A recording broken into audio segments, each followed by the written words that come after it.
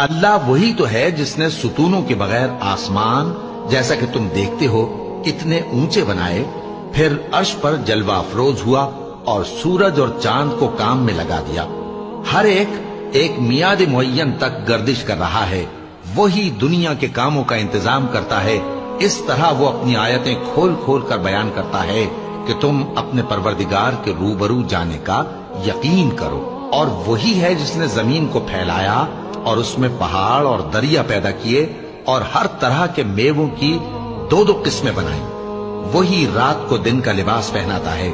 غور کرنے والوں کے لیے اس میں بہت سی نشانیاں ہیں۔ اور زمین میں کئی طرح کے قطعات ہیں ایک دوسرے سے ملے ہوئے، اور انگور کے باغ اور کھیتی اور کھجور کے درخت، بعض کی بہت سی شاخیں ہیں اور بعض کی اتنی نہیں ہوتی، باوجود کہ پانی سب کو ایک ہی ملتا ہے۔ اور ہم بعض میووں کو بعض پر لذت میں فضیلت دیتی ہیں۔